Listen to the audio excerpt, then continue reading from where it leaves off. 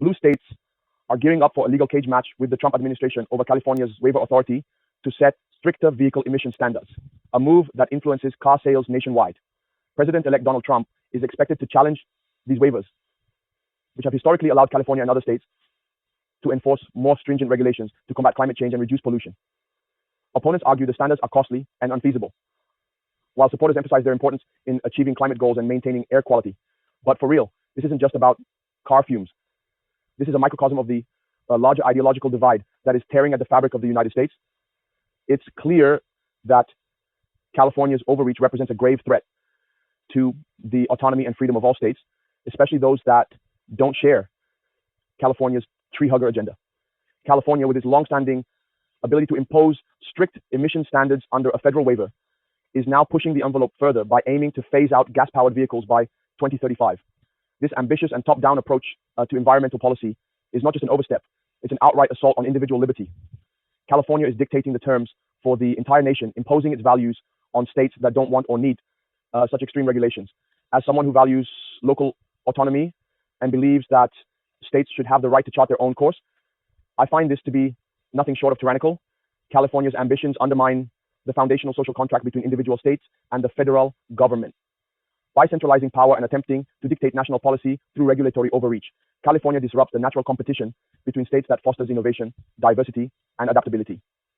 This monopoly of ideology stifles the evolutionary process of governance, a process that thrives on the decentralized interplay of ideas and leadership. Similarly, the legal targeting of Donald Trump represents an attempt to neutralize a populist leader who defies this progressive monopoly. Trump's defiance underscores the Darwinian struggle for leadership in a political landscape increasingly dominated by centralized uniform ideology. His resistance is emblematic of the need to preserve competitive governance and the natural checks and balances that come from a decentralized hierarchy of authority.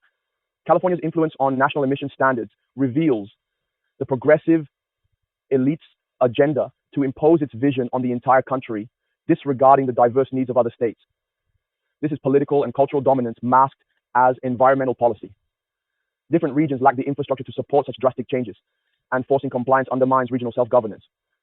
The push for electric vehicles ignores economic consequences, leaving working-class Americans in the traditional car industry behind.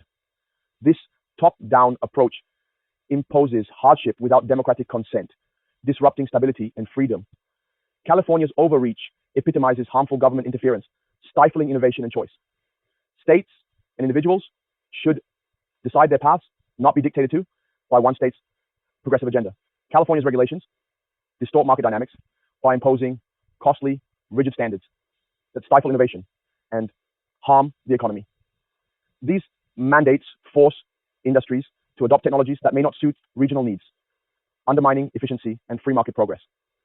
Instead of allowing natural competition to determine winners and losers, California's policies create artificial barriers that leave businesses and workers behind. By overriding local decision-making with a one-size-fits-all approach, these regulations disrupt the organic social order, threatening state sovereignty and community autonomy. This reflects a broader rejection of traditional hierarchies and moral structures in favor of progressive egalitarianism, which erodes the diverse framework sustaining the American Union. The weaponization of legal systems against figures like Trump highlights a breakdown in moral order, turning justice into a tool for ideological warfare. Without respect for foundational principles, society risks descending into chaos, dismantling the structures essential for cohesion and progress. I see parallels between Israel's struggle to maintain its independence and the struggle of states like Ohio, Texas, and others that oppose California's emissions regulations. Just as Israel resists external pressures to conform to globalist ideologies, these states should resist the pressure to bend to California's will. The fight against California's emissions waiver is not just about cars. It's about preserving the fundamental rights of states to govern themselves without interference from a progressive elite.